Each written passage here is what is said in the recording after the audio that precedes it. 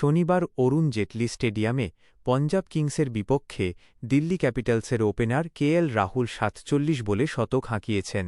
এটি ছিল তাঁর ষষ্ঠ আইপিএল শতক, যা তাঁকে কিংবদন্তি ক্রিস গেইলের দীর্ঘদিনের রেকর্ডের সমকক্ষ করেছে। এছাড়াও রাহুল প্রথম ব্যাটসম্যান হিসেবে ৩টি ভিন্ন দলের হয়ে একাধিক আইপিএল শতক সেঞ্চুরি করার কৃতিত্ব অর্জন করেছেন।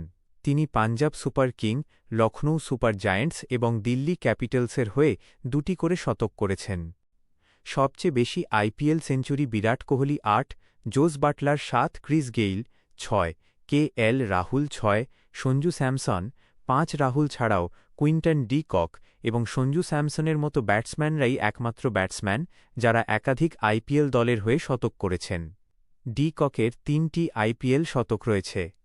দক্ষিণ আফ্রিকার এই উইকেটরক্ষক batsman Delhi Capitals, Lucknow Super Giants এবং মুম্বাই ইন্ডিয়ান্সের হয়ে শতক করেছেন।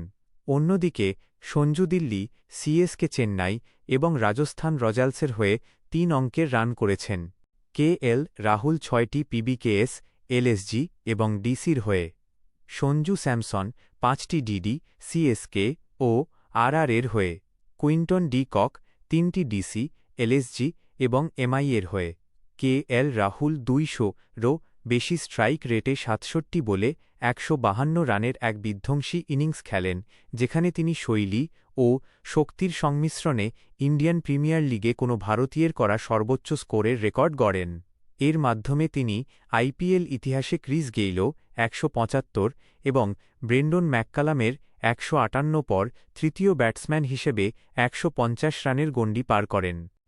২০১৮ সালে এই ভেন্যুতে সানরাইজার্স হায়দ্রাবাদের বিপক্ষে ঋষভ পান্তের করা অপরাজিত ১২৮ রানের রেকর্ডটি ভেঙে এখন আইপিএলে দিল্লি ক্যাপিটালসের হয়ে সর্বোচ্চ ব্যক্তিগত স্কোরের রেকর্ডটি নিজের দখলে নিলেন কেএল রাহুল। শশাঙ্ক সিংয়ের হাতে ১৮ রানে জীবনদান পাওয়ার পর রাহুল নীতিশ রানার সঙ্গে দ্বিতীয় উইকেটে ২২০ রানের এক দুর্দান্ত জুটি গড়ে পাঞ্জাবকে তার মূল্য চুকিয়ে দেন। বিরাট কোহলি ও এবি ডি ভিলিয়ার্সের গড়া কিংবদন্তিতুল্য ২২৯ রানের জুটির পর এই জুটিটি এখন আইপিএল ইতিহাসের দ্বিতীয় সর্বোচ্চ।